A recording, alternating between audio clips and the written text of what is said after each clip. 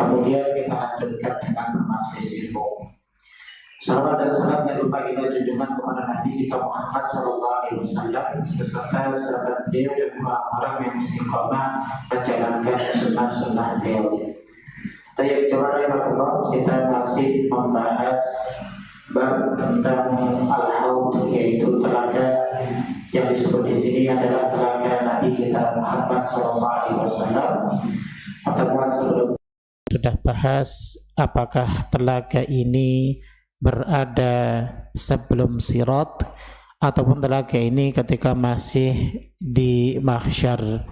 Tentunya pendapat yang lebih kuat yang sudah kita sebutkan pada pertemuan yang sebelumnya adalah bahwa telaga ini merupakan telaga yang berada di mahsyar, dan nanti setiap umat Nabi Sallallahu Alaihi Wasallam mereka akan dapat mengunjungi telaga tersebut kecuali orang-orang yang terhalangi.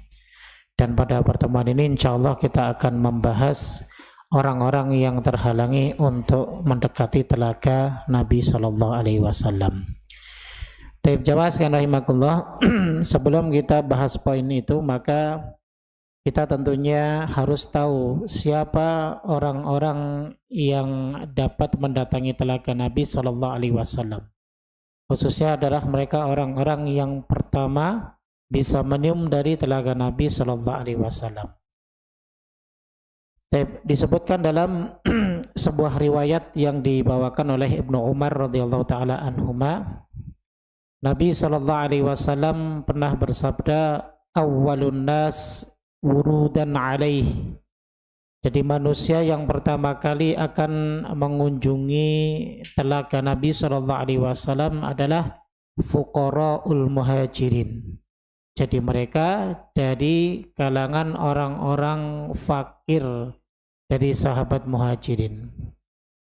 Dan bagaimana sifat mereka? Sifat mereka adalah asyu'thu ru'asa, yaitu rambut mereka acak-acakan, ya. Wadun suthiyaban, dan pakaian mereka itu kumal. Kemudian ciri yang ketiga adalah alladzina la yankihunal mutana'imat, mereka yang tidak menikahi wanita-wanita yang hidup dalam kemewahan. Wala tuftahu lahum abwabus sudat, dan ciri yang keempat adalah mereka yang ketika mengetuk pintu orang lain itu tidak dibukakan. Jadi ini ciri-ciri kaum fuqara muhajirin yang pertama kali nanti akan minum telaga Nabi Sallallahu Alaihi Wasallam. Hadis ini diriwayatkan oleh Al-Imam At-Tirmidzi dan disahihkan oleh Syekh Albani rahimahullahu taala. Jadi kalau kita lihat ciri ini jamaah sekalian rahimahullah, maka ini cirinya orang-orang fakir, ya, orang-orang miskin dari kalangan kaum muhajirin. Bahkan sebagian ulama menambahkan ada dari kalangan keluarga sahabat itu yang hanya memiliki satu kain untuk sholat sehingga mereka bergantian dalam mengenakannya, saking fakirnya. Terima kasih Pak. Ya. Kalau kita sekarang Masya Allah pakaian yang kita kenakan di rumah masih banyak stoknya, ya. Atau bahkan dalam sholat kita sehari bisa ganti 5 kali. Tapi tidak dengan sahabat muhajirin yang mereka yang benar-benar fakir. Pakaian mereka itu hanya satu, gonta-ganti, ya, pemakaiannya untuk sholat, ya, dalam satu keluarga. Ini sangat miris sekali. Pantas saja kalau mereka yang pertama kali bisa minum telaga dari Nabi Sallallahu Alaihi Wasallam atas kesabaran mereka, seperti itu. Tayyib. Hal ini juga jamaah sekalian rahimakumullah ditujukan dengan dalil umum terkait dengan golongan yang nanti kelak pertama kali akan masuk surga, yang akan mendapatkan kenikmatan surga Allah Subhanahu wa taala adalah mereka dari kalangan orang fakir miskin. Jika hal ini dibandingkan dengan sebagian orang yang diberi nikmat kekayaan di dunia. Sebagaimana keterangan ini disebutkan dalam sebuah hadis yang diriwayatkan oleh Imam Tirmidzi pula, Nabi SAW bersabda, fuqara'ul muhajirina yadkhulunal jannata qabla agniyaihim bim 500 sanah. Jadi orang-orang fakir dari kalangan muhajirin, mereka akan masuk surga lebih dahulu dari kalangan orang-orang kaya di antara mereka dengan jarak sekitar 500 tahun perjalanan. Jadi orang fakir terlebih dahulu yang masuk surga. Ya. Sehingga jika seandainya orang fakir itu lebih dahulu minum dari telaganya Nabi SAW, maka ini benar. Dan ini merupakan bagian daripada akidah ataupun keyakinan yang wajib bagi kita untuk kita yakini. Nah, kemudian jamaah, pertanyaannya adalah kenapa? Dan atau apa sebab orang-orang miskin ini mereka bisa mendahului telaga Nabi SAW? Atau mungkin sebab orang-orang miskin ini mendahului orang-orang kaya bisa masuk surga? Disebutkan oleh Syekhul Islam Ibnu Taimiyah rahimahullahu taala dalam kitab Majmu' Fatawa beliau, paling tidak ada dua alasan. Alasan yang pertama, penyebab orang-orang miskin itu lebih dahulu masuk surga atau lebih dahulu bisa minum telaga Nabi SAW adalah hisab yang dilalui mereka itu lebih cepat dibanding hisab yang dilalui oleh orang-orang kaya. Jadi semakin banyak Allah berikan amanah nikmat dunia, berarti semakin lama bulan nanti hisabnya di akhirat. Ya, semakin sedikit kenikmatan dunia yang kita dapatkan, ya berarti semakin cepat pula hisabnya kelak di akhirat. Sehingga bagi yang mau hisabnya cepat, ya jangan terlalu banyak minta di dunia. Mintalah berbanyak di akhirat kalau mau nikmat. Ya. Karena di dunia sementara ada batas usianya.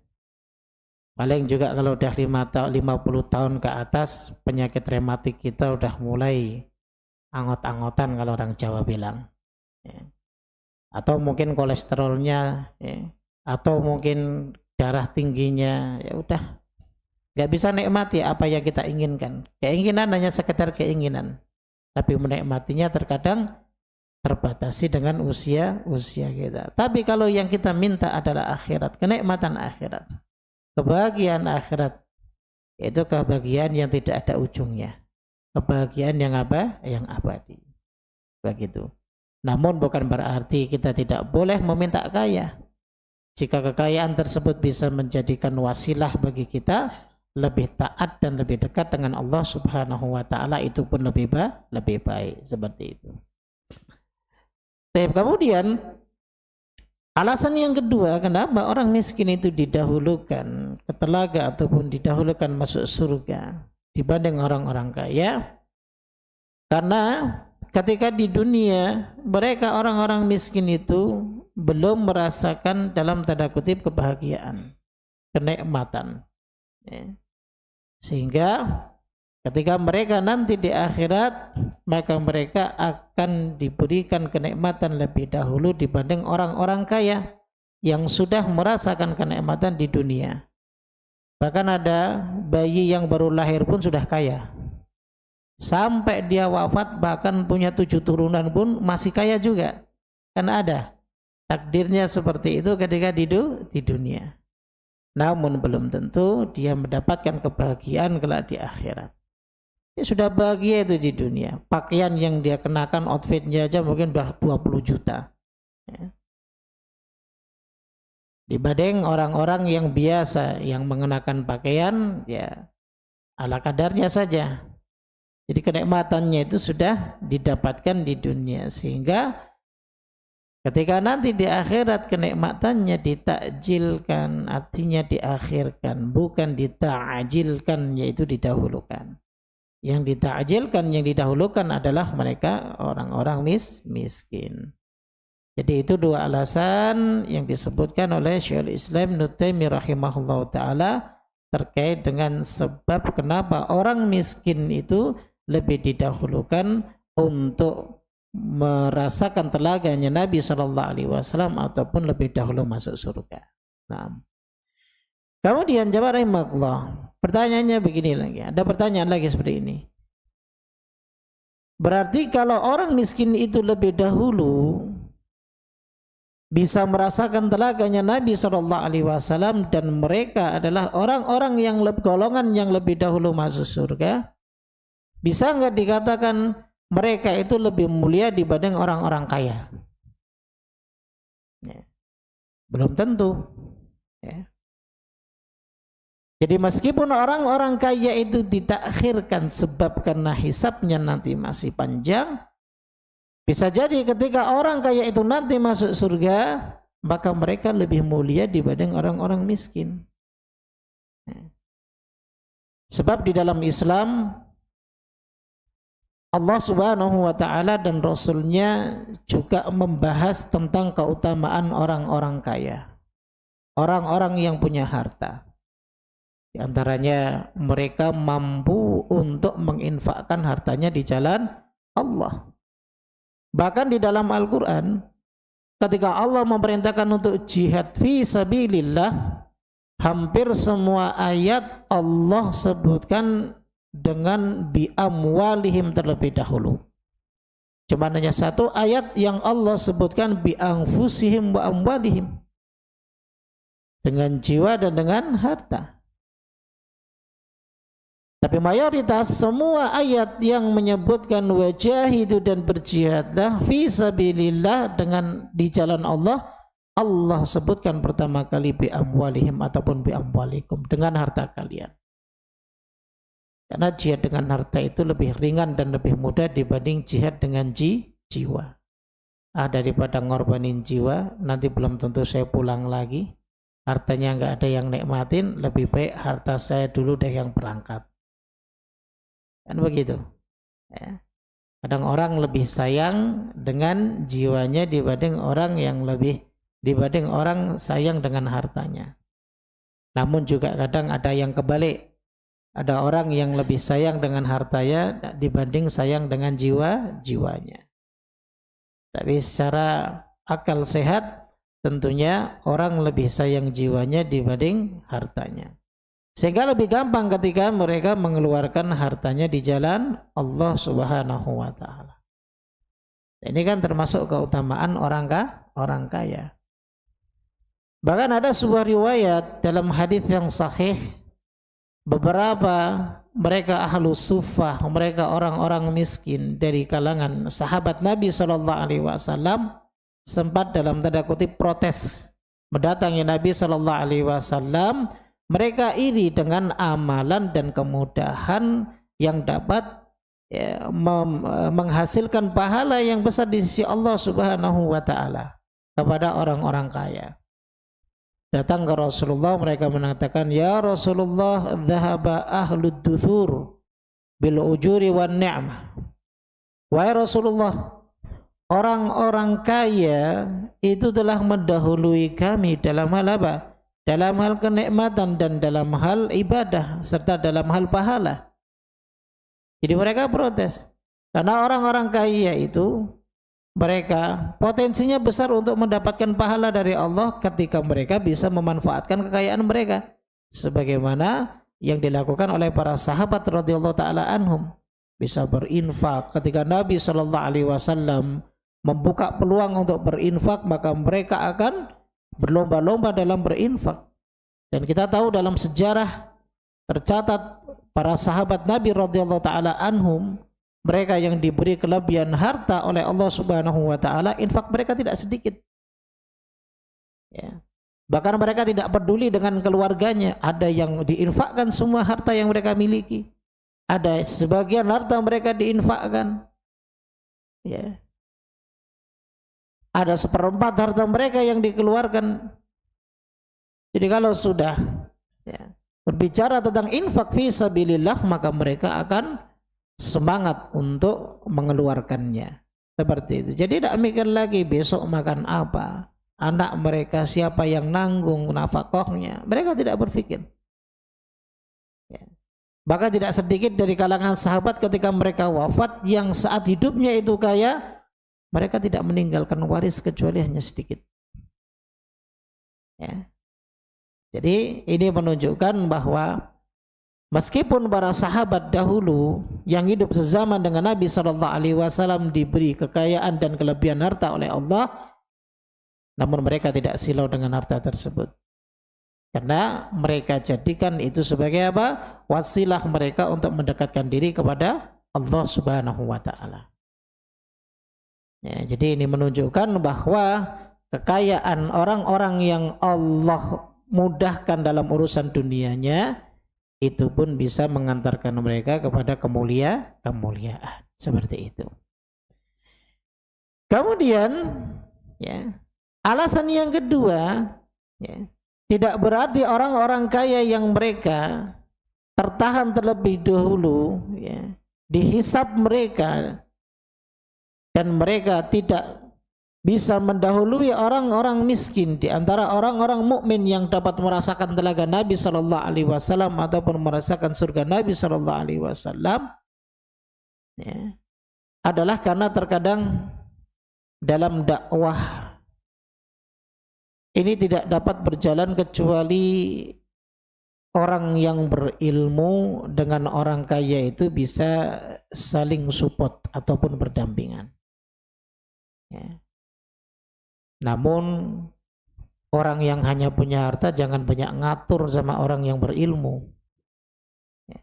Kadang mentang-mentang punya uang dan ustadznya itu disupport, banyak ngatur. Ya. Cukup kalau mau support dengan hartanya. Tidak perlu mengatur dakwah ustadznya. Apakah Khadijah bintu Khuwailid istri Nabi SAW pernah ngatur dakwahnya Nabi? Kan enggak. Ini enggak. Kalau orang-orang kayak kita, mentang-mentang mereka punya fulus, mentang-mentang mereka paling banyak menyumbangkan hartanya untuk dakwah, misalnya ustadz secara individu, ataupun mungkin ada lembaga, ataupun mungkin dia lebih banyak menyumbangkan hartanya ke masjid yang dikelola misal untuk dakwah dan lain sebagainya, dia banyak ngatur. Padahal dia nggak punya ilmu. Ya. Maka hati-hati. Ya. Jangan hanya karena harta, ya, sehingga metodologi dakwah yang sudah direncanakan ataupun yang sudah digunakan oleh orang-orang yang berilmu ini menjadi rusak. Disebabkan karena apa? Kejahilan mereka orang-orang kaya yang merasa mereka lah yang membantu keberlangsungan dakwah ini. Ya.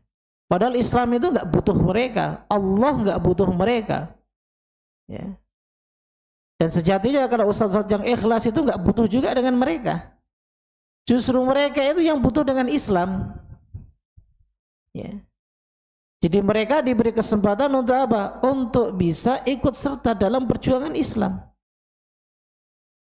Nah itu yang seharusnya dilakukan. Misal kalau mau nyumbangkan harta, sumbangan aja ini. Untuk pengaturannya aneh nggak tahu Ustaz. Sudah terserah antum, kan seperti itu gampang. Ya. Jadi bukan justru malah yang punya harta yang mengatur ahlul ilm. Dan bagi ahlul ilmi juga jangan mudah diatur. Jangan terhina, ya, meskipun ya, yang sebelumnya dia disupport dan dibantu dakwahnya oleh orang-orang kaya yang jahil ini. Kalau hak katakan yang hak. Kalau yang batil nggak benar, sampaikan aja kepada mereka batil. Rizki kita itu ditanggung oleh Allah Subhanahu wa Ta'ala, bukan ditanggung oleh orang-orang jahil ini. Jadi seperti itu jamaah ya. Jadi kalau kita misal diberikan nikmat Allah dunia, diberikan kelebihan harta, maka kalau kita mau menyumbangkan harta kita fi sabilillah di jalan Allah, jangan menjadi orang yang mengatur dalam dakwah. Cukup mensupport, selesai urusannya. yang tahu medannya, yang tahu tata caranya, metodologinya adalah mereka orang-orang ahlul ilmi. Seperti itu. Ya. Baik, kemudian juga ya, sejarah mencatat Allah Subhanahu wa taala mendekatkan orang-orang yang Allah berikan kelebihan harta di zaman Nabi sallallahu alaihi wasallam bisa dekat dengan Nabi sallallahu alaihi wasallam. Tapi bukan berarti Nabi sallallahu alaihi wasallam dakwahnya pilih-pilih hanya kepada orang-orang kaya saja, tidak. Dan ini juga bisa menjadi catatan bagi kita, entah itu kita guru ngaji, entah itu kita ngajar taklim atau lain sebagainya, jangan pilih-pilih. Ya. Saya mengajar hanya di tempat yang pendapatannya banyak. Saya ngajar nanti kalau dibayar dengan nominal yang lebih banyak, jangan. Ya. Bahkan justru malah kita bantu mereka, misal anak-anak yang ya, tidak punya kemampuan, orang tuanya misal miskin, mereka pengen anak-anaknya itu bisa ngaji, bisa baca Al-Quran dengan baik, kita bantu dan kita ajari mereka. Ya sekali-kalilah kalau bahasa kita sehari-hari, sekali-kalilah kita sedekah waktu, buka tempat ngaji, ya, buka taklim yang gratis, orang bisa datang, kemudian dia bisa menimba ilmu dari orang-orang yang berilmu ini. Seperti itu. Ya. Jangan selalu dinominalkan dengan uang. Ya, dan itu tidak benar juga. Ya. Karena benar-benar kita harus butuh keikhlasan dalam berdakwah karena Allah Subhanahu wa taala, seperti itu. Nah, ada di antara para sahabat yang mereka ya diberikan kelebihan harta oleh Allah Subhanahu wa taala dekat dengan Nabi sallallahu alaihi wasallam sehingga mereka membantu perjuangan dakwah Islam. Di antaranya adalah sahabat Abu Bakar As-Siddiq radhiyallahu taala anhu. Ya, di antara contohnya ketika beliau membantu untuk membebaskan seorang budak yaitu Bilal bin Rabah, dan budak-budak yang lainnya banyak dibebaskan oleh sahabat Abu Bakar As-Siddiq radhiyallahu taala anhu. Di saat ketika Nabi sallallahu alaihi wasallam tidak bisa membebaskannya. Bahkan saat Umayyah bin Khalaf itu mengatakan andaikan Abu Bakar itu hanya menebus dengan 1 dirham ataupun 1 dinar, dia tebus itu Bilal bin Rabah maka akan dikasih. Sebaliknya Abu Bakar mengatakan bahkan meskipun Umayyah bin Khalaf itu menyuruh untuk menebusnya ya, seharga 1000 dinar, maka akan ditebus oleh Abu Bakar As-Siddiq radhiyallahu taala. Ya. Artinya tidak tanggung-tanggung dalam ikut serta berjuang untuk dakwah, untuk Islam. Ya. Artinya inilah orang-orang yang Allah beri nikmat dalam urusan harta, dan ini pula yang seharusnya kita iri kepada mereka, jamaah. Karena sifat iri itu sebenarnya terlarang kecuali dalam 2 hal. Pertama adalah kita boleh iri kepada mereka orang yang Allah berikan harta lalu kemudian mereka gunakan hartanya itu di jalan Allah. Dan yang kedua, kita boleh iri kepada orang-orang yang Allah berikan ilmu lalu kemudian mereka gunakan ilmunya tersebut dalam ketaatan kepada Allah Subhanahu wa taala. Itu kita boleh iri terhadap orang dua jenis orang ini. Ya, tapi selainnya kita tidak boleh punya sifat iri, dan ini disebut dalam bahasa syariatnya adalah al-ghibthah, ya, iri yang diperbolehkan. Jadi seperti itu.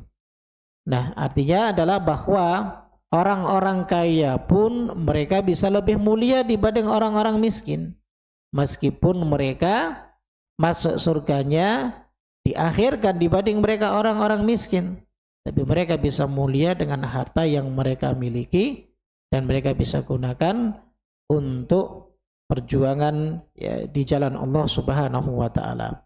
Kan pernah ada sebuah hadis Nabi sallallahu alaihi wasallam pernah bersabda, ini hadis riwayat Imam Muslim. Kata beliau sallallahu alaihi wasallam, ni'mal malus salih fi yadi rajulin salih. Jadi sebaik-baik harta itu adalah di tangan orang-orang yang saleh, yaitu orang-orang yang baik. Oleh karenanya, jamaah sekalian rahimakumullah, andai ada di antara kita yang diberikan Allah Subhanahu wa taala kelebihan harta, ya jangan kemudian kita hanya memahami hadis Nabi sallallahu alaihi wasallam terkait dengan kita nanti akan tertahan dihisab, kemudian kita akan didahului orang-orang miskin untuk dapat masuk surga ataupun sampai ke telaga Nabi Shallallahu Alaihi Wasallam secara zahir saja. Tapi perlu diingat, ketika kita diberikan nikmat harta oleh Allah, maka ayo berlomba-lomba untuk menggunakan harta tersebut di jalan Allah Subhanahu wa taala. Niscaya kita kelak akan menjadi hamba-hamba Allah yang lebih mulia dibanding yang lainnya. Seperti itu. Baik, jamaah sekalian rahimakumullah. Kemudian pembahasan kita yang berikutnya adalah tentang siapa mereka orang-orang yang terhalang dan terusir dari telaga Nabi sallallahu alaihi wasallam. Hal ini terdapat banyak hadis ya yang nanti dijelaskan oleh para ulama terkait dengan siapa yang dimaksud di dalam hadis ini. Di antaranya hadis yang pertama, kita sebutkan hadisnya dahulu ya. Hadis yang diriwayatkan oleh Imam Muslim, Nabi sallallahu alaihi wasallam bersabda, "Taridu alayya ummati al-haudha." Umatku menemuiku di telaga, ya. Wa ana adzudun nasa anhu, dan aku menghalau mereka darinya. Artinya dari mendatangi telaga tersebut, ya. Kama yadudur rajulu ibilar rajuli an ibilihi, sebagaimana seseorang yang menghalau unta orang lain dari untanya. Maka para sahabat bertanya, "Ya Rasulullah, wahai Rasulullah, apakah engkau mengenal mereka?" Ya, jadi mengenal umat Nabi sallallahu alaihi wasallam ini. Maka Nabi sallallahu alaihi wasallam menjawab, "Iya." Sebab apa? Sebab kelak kita ini umat Nabi sallallahu alaihi wasallam memiliki tanda cahaya yang bersinar pada bekas anggota wudhu kita, ya. Jadi anggota tubuh wudhu kita itu nanti kelak akan bersinar pada hari kiamat, dan itu merupakan tanda dari umat Nabi Muhammad sallallahu alaihi wasallam, dan beliau mengenal kita. Ya, beliau mengenal kita seperti itu. Lalu kemudian fa'aqulu, aku mengatakan, "Ya Rabb," ya, ketika ada beberapa orang-orang yang terhalangi untuk bisa mendekati telaga Nabi sallallahu alaihi wasallam, maka Nabi heran. "Wahai Rabb, haulai ashabi," mereka ini adalah sahabat-sahabatku. Ya. Maka fayujibuni malak, maka ada malaikat yang menjawab pertanyaanku tersebut. Fayaqulu wa hal tadri ma ahdatsu ba'dak, apa kamu tahu apa yang terjadi setelah kepergianmu? Jadi setelah kepergian Nabi sallallahu alaihi wasallam, Nabi sendiri tidak tahu apa yang terjadi. Dan tercatat dalam sejarah, ya, banyak orang-orang yang di saat Nabi sallallahu alaihi wasallam hidup mereka beriman, namun ketika Nabi sallallahu alaihi wasallam wafat mereka kufur, mereka murtad. Di antara golongan orang yang murtad di zaman Nabi sallallahu alaihi wasallam setelah peninggalan Nabi sallallahu alaihi wasallam adalah mereka yang tidak mau membayar zakat. Jadi mereka beranggapan zakat itu hanya ada ketika Nabi sallallahu alaihi wasallam hidup. Tapi ketika beliau wafat, maka tidak ada kewajiban lagi untuk membayar zakat. Dan ini yang diperangi oleh sahabat Abu Bakar As-Siddiq radhiyallahu taala anhu ketika beliau menjabat sebagai khalifah yang pertama, pengganti Nabi sallallahu alaihi wasallam, seperti itu. Ini hadis yang pertama. Kemudian hadis yang kedua, hadis riwayat Imam Bukhari. Dari sahabat Abdullah bin Mas'ud radhiyallahu taala anhu. Nabi sallallahu alaihi wasallam bersabda, "Ana faratukum ala khawdi." Aku akan mendahului kalian dan menanti kalian di telaga. Wala yurfa'anna ma'i rijalum minkum, dan diperlihatkan bersamaku beberapa orang di antara kalian. Thumma la yukhtalajunna duni, kemudian mereka dicabut dari pandanganku. Artinya akhirnya Nabi sallallahu alaihi wasallam ketika diperlihatkan, ya, sebagian umat beliau sallallahu alaihi wasallam tiba-tiba dicabut pandangan Nabi sallallahu alaihi wasallam, entah itu diterjemahkan dengan Nabi dipalingkan dari mereka atau memang akhirnya tidak terlihat mereka. Ya. Fa'aqulu, maka Nabi sallallahu alaihi wasallam berkata, ya Rabb, ashabi wahai Rabb, itu mereka sahabat-sahabatku. Fayuqalu, maka dikatakan kepada Nabi sallallahu alaihi wasallam, innaka la tadri ma ahdatsu ba'dak. Kau tidak tahu yang mereka adakan sepeninggalmu. Artinya makna ahdatsu itu yang dibuat-buat. Ya. Jadi ibadah ataupun amalan yang dibuat-buat sepeninggal Nabi sallallahu alaihi wasallam. Ini hadis yang kedua. Kemudian juga ada hadis yang berikutnya riwayat Imam Muslim dari sahabat Anas bin Malik radhiyallahu taala anhu. Nabi kita sallallahu alaihi wasallam pernah bersabda, la yaridanna alayyal haudha. Beberapa orang di antara para sahabatku dahulu akan datang ke telagaku. Rijalun mimman sahabani. Jadi ada orang-orang nanti dari sahabat Nabi sallallahu alaihi wasallam itu nanti akan mendatangi telaga beliau sallallahu alaihi wasallam. Ya. Hatta idza ra'aituhum, hingga ketika aku melihat mereka, wa rufi'u ilayya ukhtuli juduni, dan mereka memang diperlihatkan kepadaku, namun mereka dicabut atau dihalangi dariku. Ya. Artinya mereka kok nggak bisa nampak ataupun nggak bisa melihat telaganya Nabi sallallahu alaihi wasallam. Fala aqulanna, lalu kemudian sungguh aku benar-benar mengatakan, Rabb ashabi, ya Allah, dia mereka sahabat-sahabatku. Ashabi diulang lagi oleh Nabi sallallahu alaihi wasallam, sahabat-sahabatku ini. Fala yuqalanna, kemudian dikatakan kepada beliau sallallahu alaihi wasallam, innaka la tadri ma ahdatsu ba'dak. Engkau enggak tahu apa yang mereka perbuat sepeninggalmu. Ya. Jadi ini tantangan berat bagi mereka ya, yang tidak hidup sezaman dengan Nabi sallallahu alaihi wasallam. Ya. Ya, apalagi kita yang jauh kehidupan kita dengan Nabi kita alaihi salatu wassalam. Ya. Sangat luar biasa perjuangannya dalam menegakkan sunnah beliau alaihi salatu wassalam. Ya.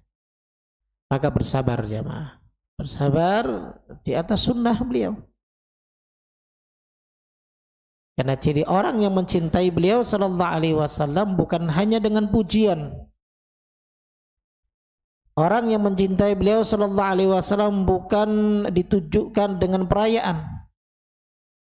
Tapi orang yang cinta kepada beliau adalah mereka orang-orang yang menghidupkan sunnah beliau sallallahu alaihi wasallam.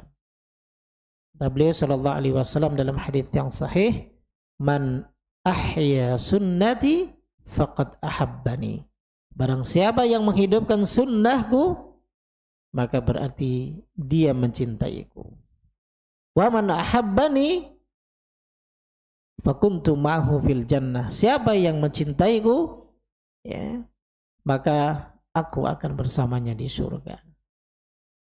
Maka bersabar jamaah di atas sunnah Nabi sallallahu alaihi wasallam. Jangan goyah, jangan takut, jangan khawatir ya, terhadap celaan orang-orang yang mencela.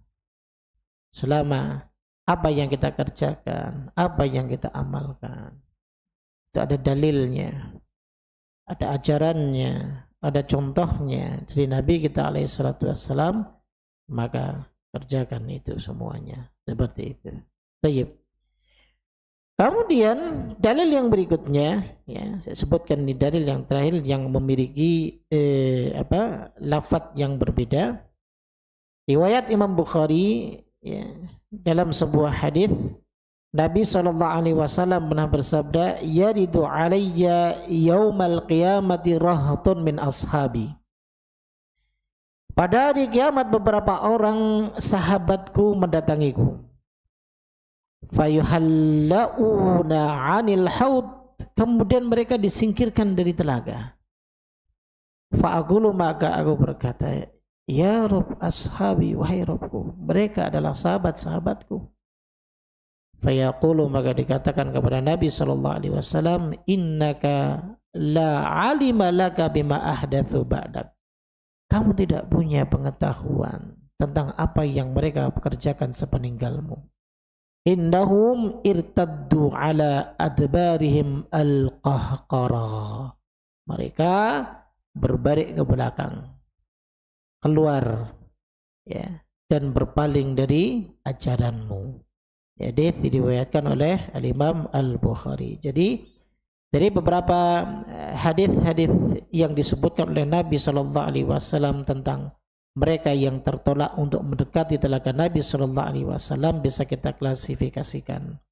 Di antaranya adalah mereka pertama orang-orang kafir. Ya, orang-orang kafir. Ya, orang-orang kafir ini ada macamnya. Imma mereka orang munafik, ataupun kekufuran mereka disebabkan karena kemurtadan mereka. Ya, karena yang disebutkan di dalam hadis Nabi SAW ada lafaz innahum irtaddu ala adbarihim al-qahqara. Mereka murtad. Jadi golongan pertama adalah orang-orang kafir. Mereka yang tidak mungkin mampu minum dari telaga Nabi SAW. Ya. Imam mereka yang masih mempertahankan kekufuran mereka, yang memang semenjak diutusnya Nabi SAW. Ya. Hatta itu mereka berpegang teguh kepada agama ataupun syariat sebelumnya. Mereka mengklaim bahwa mereka mengikuti syariatnya Nabi Musa, atau mereka mengklaim mengikuti syariatnya Nabi Isa alaihissalam. Tapi Nabi kita sendiri SAW sudah menjelaskan, imma Yahudiyun, imma Nasraniyun. Ketika mereka mendengar aku diutus, maka wajib bagi mereka untuk mengimani Nabi SAW. Kalau tidak, maka mereka adalah ashabun nar. Mereka adalah penghuni-penghuninya neraka. Karena Nabi kita diutus kafatan linnas, diutus oleh semua golongan. Bukan hanya diutus kepada satu kaum, diutus kepada dua kaum, tidak. Tapi diutus kepada semua golongan manusia, bahkan dari dua jenis makhluk Allah Subhanahu wa taala, dari kalangan jin dan dari kalangan manusia. Artinya mereka wajib untuk mengikuti syariat Nabi sallallahu alaihi wasallam. Ya. Tuh. Jadi kalau mereka kufur atau kekufuran mereka sepeninggal Nabi sallallahu alaihi wasallam, maka semuanya tidak akan mendapatkan telaga Nabi sallallahu alaihi wasallam. Kemudian yang kedua adalah orang-orang munafik. Orang-orang munafik ini yang dimaksud adalah orang-orang munafik di zaman Nabi sallallahu alaihi wasallam, jemaah. Imma orang-orang munafik yang Nabi ketahui dan orang-orang munafik yang Nabi tidak ketahui. Dan lebih banyak yang tidak diketahui oleh Nabi sallallahu alaihi wasallam saat beliau masih hidup, ya. Ternyata banyak dari mereka yang mengaku sebagai muslim, tapi mereka menyembunyikan kekufuran mereka di hadapan Nabi sallallahu alaihi wasallam dan kaum muslimin yang lainnya. Ya. Kok Nabi bisa tidak tahu? Ya memang Nabi terbatas pengetahuannya. Apalagi kemunafikan itu, ya, kemunafikan itu sebuah sifat yang dimiliki oleh orang-orang kafir yang mereka memendam kekafirannya. Jadi orang nggak ada yang tahu bahwa mereka ternyata orang kafir. Ya. Dan ini menjadi dalil pula bahwa Nabi SAW tidak mengetahui perkara yang gaib. Yang mengetahui perkara gaib itu adalah Allah Subhanahu wa taala. Nabi hanya mengetahui jika Allah Subhanahu wa taala memberitahu. Makanya ada di dalam surat At-Taubah di ayat yang ke-101, Allah Subhanahu wa taala berfirman, "Wa min ahlil madinati maradu 'alan nifaqi la ta'lamuhum nahnu na'lamuhum." Allah Subhanahu wa taala berfirman, dan di antara penduduk Madinah ada orang-orang munafik. mereka keterlaluan dalam kenifakannya. Yang la ta'lamuhum, kamu enggak tahu ya Muhammad. Siapa mereka? Nahnu na'lamuhum, kami yang tahu, yaitu Allah Subhanahu wa ta'ala yang mengetahui. Ya. Jadi yang diketahui oleh Rasul sallallahu alaihi wasallam ya hanya diantaranya misal kembungnya mereka Abdullah bin Ubay bin Salul. Jadi diketahui oleh Nabi sallallahu alaihi wasallam. Adapun kroni-kroninya siapa di antara mereka ya yang memiliki sifat kemunafikan ya Nabi tidak semuanya mengetahui. Nah, jadi seperti itu. Ini orang-orang munafik, inilah orang-orang yang juga tidak bisa mendekati telaga Nabi Shallallahu Alaihi Wasallam. Kemudian ketika orang yang terusir dari telaga Nabi Shallallahu Alaihi Wasallam adalah orang-orang yang murtad sepeninggal Nabi Shallallahu Alaihi Wasallam. Nah tadi sudah kita sedikit jelaskan, diantaranya adalah mereka yang tidak mau membayar zakat atau mereka yang akhirnya mengikuti nabi baru, nabi-nabi palsu. Ya, karena di zaman Nabi sendiri Sallallahu Alaihi Wasallam ada beberapa manusia yang mereka mengaku bahwa mereka pun diutus oleh Allah Subhanahu Wa Taala. Antaranya adalah Al-Musailamah Al-Kadzab, seorang pendusta. Mereka mengaku sebagai nabi dan ada sebagian yang dahulunya beriman kepada Nabi Sallallahu Alaihi Wasallam, akhirnya mereka mengimani Musailamah Al-Kadzab. Mereka termasuk golongan orang-orang yang murtad. Dan semua ini mereka tidak akan bisa mendekati telaganya Nabi kita Sallallahu Alaihi Wasallam seperti itu. Baik, itu pertama dari golongan orang-orang kafir. Kemudian yang kedua adalah dari golongan ahlul bid'ah. Ya. Karena dijelaskan dalam keterangan hadis di riwayat yang beberapa tadi di awal kita sudah sebutkan, ada kalimat ma ahdatsu ba'dak, apa yang mereka buat baru sepeninggalmu. Jadi makna ahdatsa yuhditsu itu adalah membuat hal yang baru. Ya. Yaitu mereka disebut sebagai ahlul bid'ah. Ahlul bid'ah ini mereka tidak bisa mendekati telaga Nabi Sallallahu Alaihi Wasallam. Ya. Dan yang dimaksud di sini adalah mereka yang merubah syariat Nabi Sallallahu Alaihi Wasallam, mengganti ajaran-ajaran Nabi Sallallahu Alaihi Wasallam. Nah, ini hati-hati jamaah sekalian rahimakumullah. Ya. Maka orang yang selamat adalah orang-orang yang berpegang teguh kepada Al-Quran dan Sunnah Nabi Sallallahu Alaihi Wasallam. Baik itu dalam keyakinan maupun dalam amalan maupun dalam akhlak dan adab serta dalam muamalah. Semua harus berpegang teguh kepada Nabi Sallallahu Alaihi Wasallam. Ya. Karena sekarang zaman kita itu zaman yang penuh dengan syubhat. Bahkan dari sisi muamalah pun kita dibuat syubhat. Ya. Ada satu skema yang seakan-akan skema ini tidak masuk ke dalam sistem ribawi. Ternyata ujungnya juga riba. Ya. Ada skema yang seakan-akan dengan skema ini ya tidak ada unsur judi. Ternyata ujung-ujungnya juga judi. Oh enggak, beli satu gratis satu, enggak apa-apa ini dan lain sebagainya. Kita enggak bahas itu ya. Nanti enggak usah ditanyakan. Sebagai contoh saja, nanti ditanyakan lagi muamalah ya. Ntar bisa tanya kepada Ustadz yang ngajar di sini tentang fikih muamalah, silakan ya. Hanya contoh. Ya ternyata ujungnya juga judi, ya, qimar dan yang lain sebagainya. Ya. Ini perkara-perkara yang seperti ini ya disengajakan oleh mereka. Mereka tutupi dengan label syariah. Mereka tutupi dengan label sunnah dan yang lain sebagainya. Padahal ujungnya juga perkara yang haram. Nah ini bagian daripada al-ihdath. Ya, al-ihdath. Jadi merubah sistem yang seharusnya sistem itu bisa dijadikan sistem yang halal, namun mereka rubah sistem tersebut demi kepentingan individu, keuntungan individu.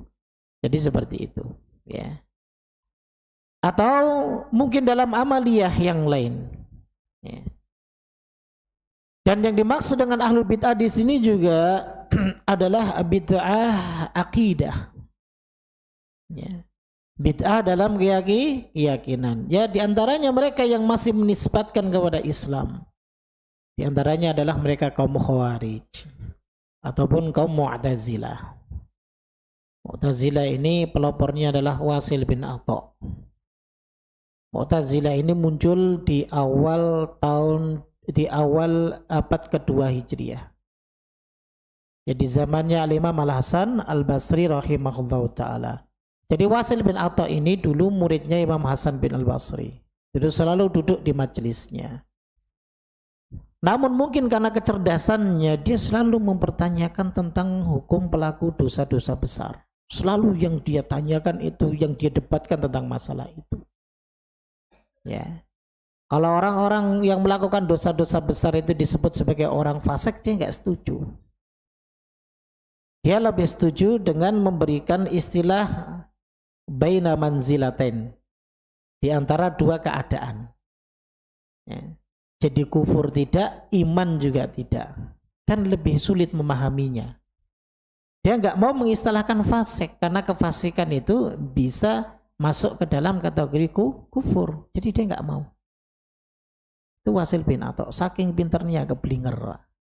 Ya.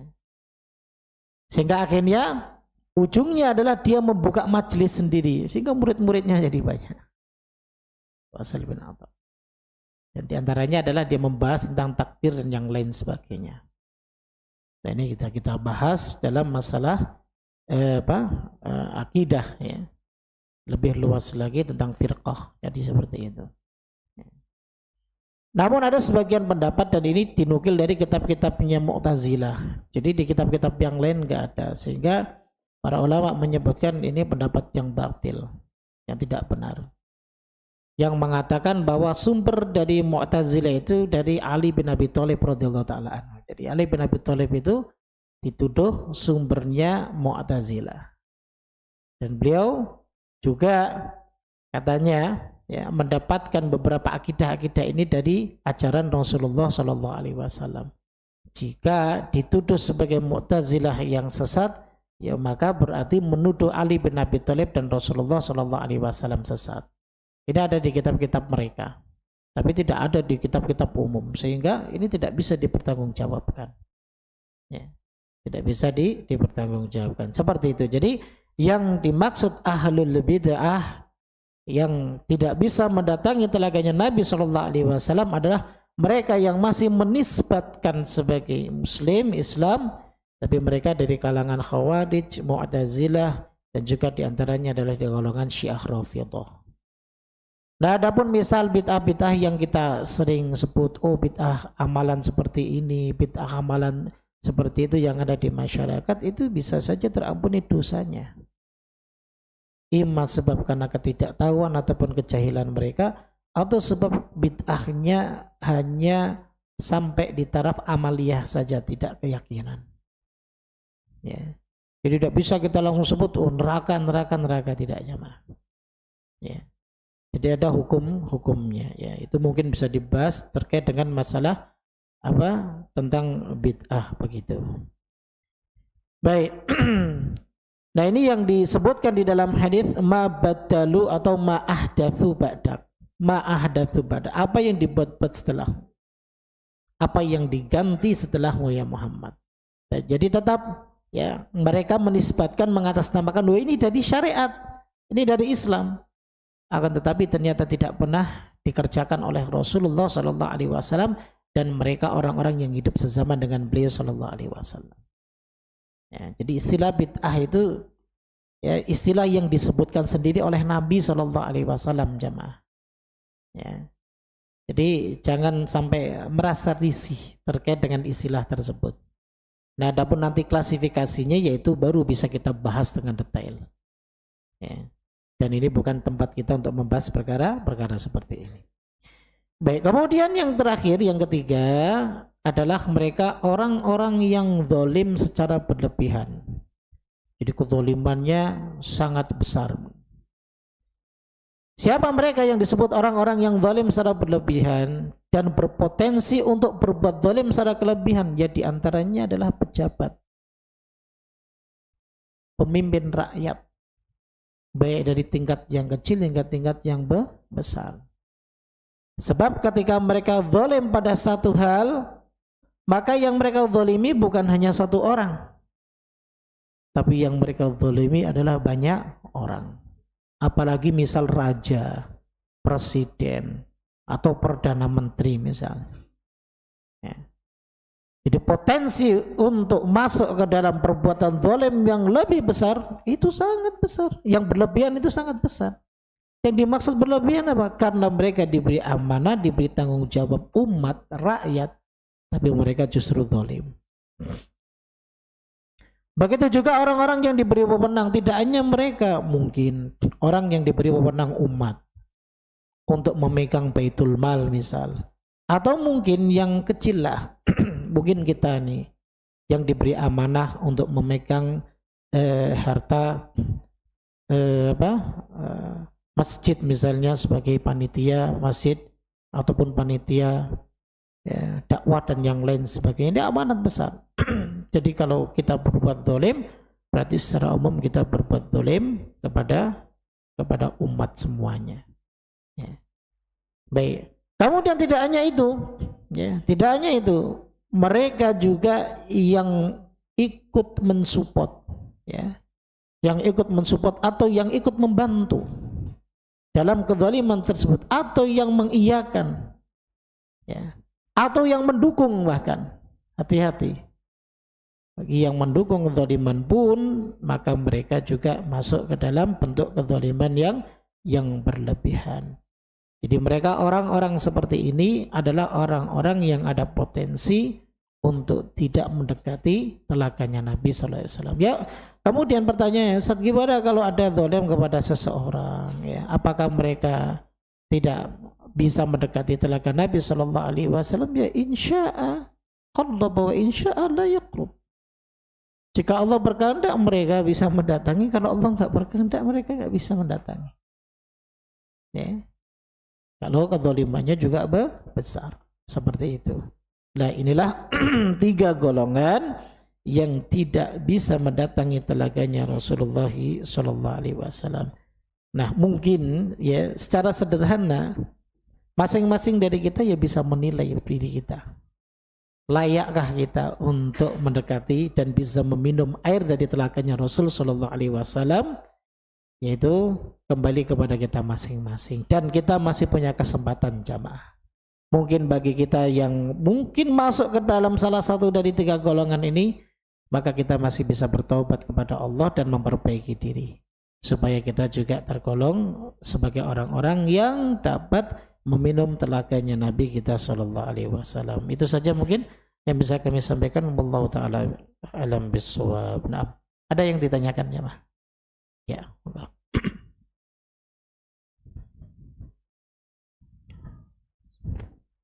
Mohon maaf semuanya nih, saya mau bertanya lagi. Tadi di awal materi Ustaz sampaikan siapa yang pertama sampai ke telaga Rasulullah tadi adalah kaum fuqara ya, dan kemudian juga sudah dijelaskan siapa-siapa yang tertolak, itu sudah jelas.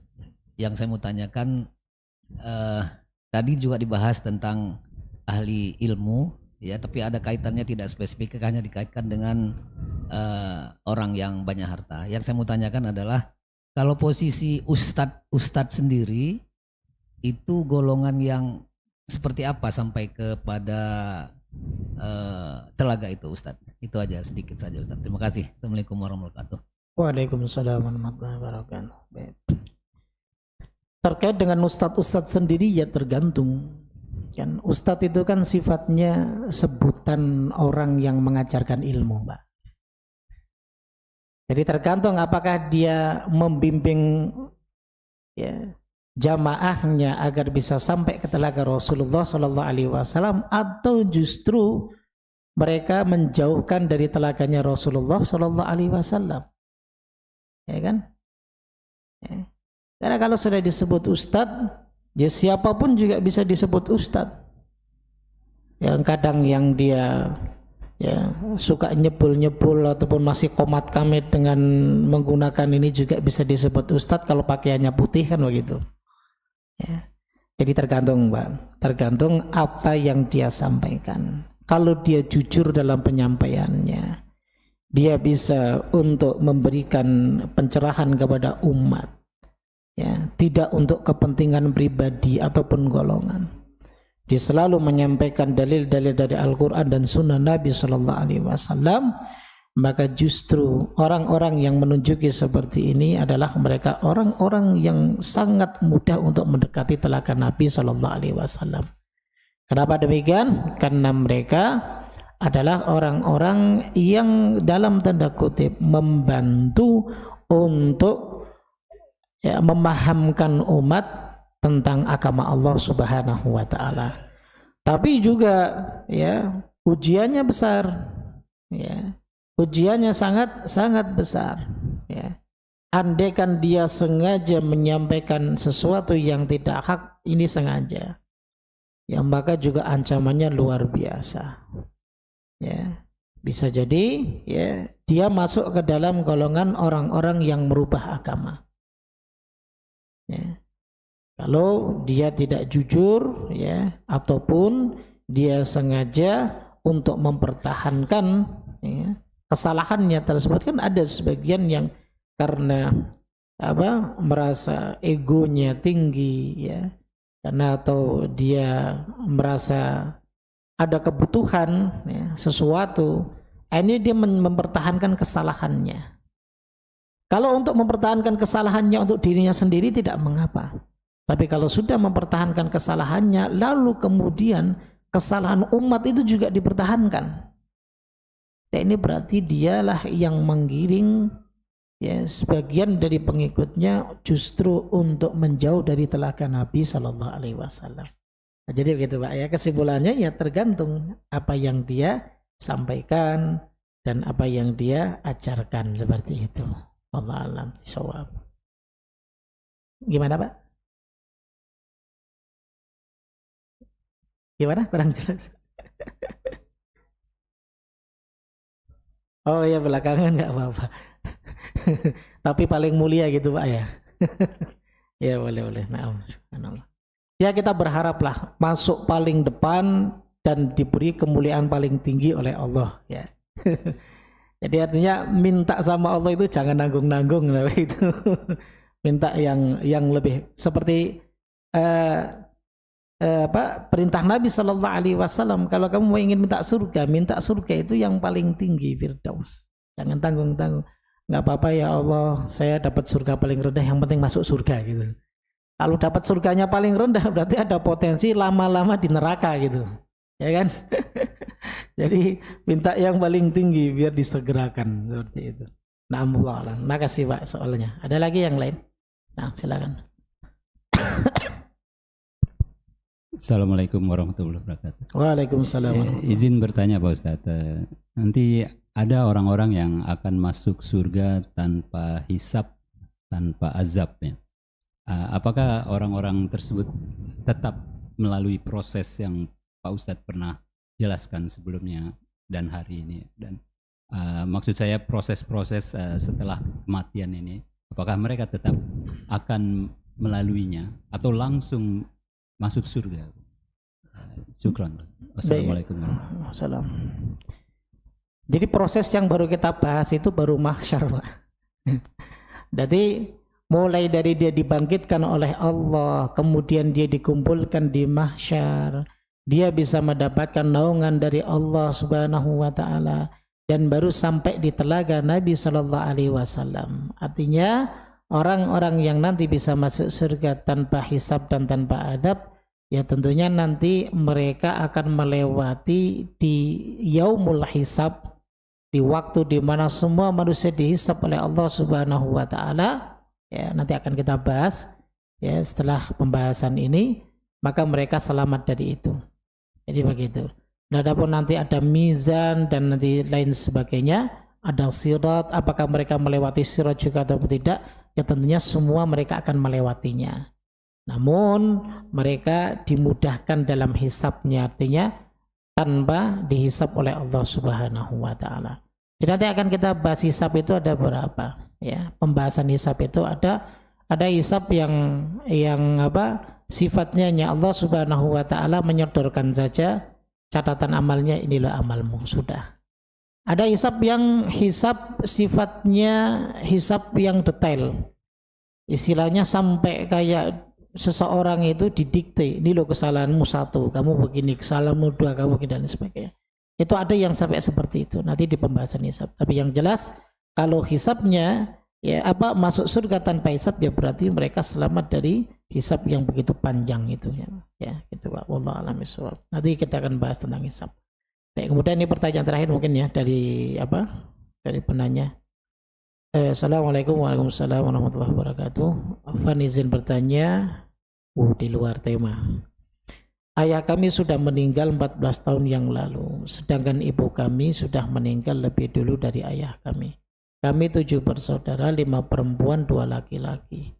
Kami baru tahu kalau ayah kami meninggalkan waris tanah dan saat ini sudah terjual, sedangkan salah satu abang kami sudah meninggal dan meninggalkan 2 anak perempuan dan 1 istri. Pertanyaannya, bagaimana hukum pembagian warisnya? Apakah abang kami yang sudah meninggal mendapatkan bagiannya? Syukran jazakumullah khairan katsiran. Baik.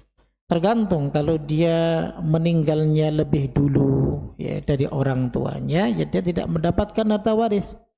Apalagi jika seandainya ada anak laki-laki yang lainnya. Sebab anak laki-laki ini akan ya menutup ya ataupun akan menghalangi sang abang ini mendapatkan harta waris. Seperti itu.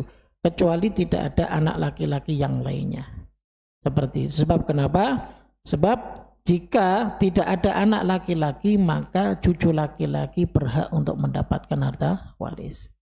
Jadi bukan dari anak laki-laki tersebut, tapi dari cucu laki-laki.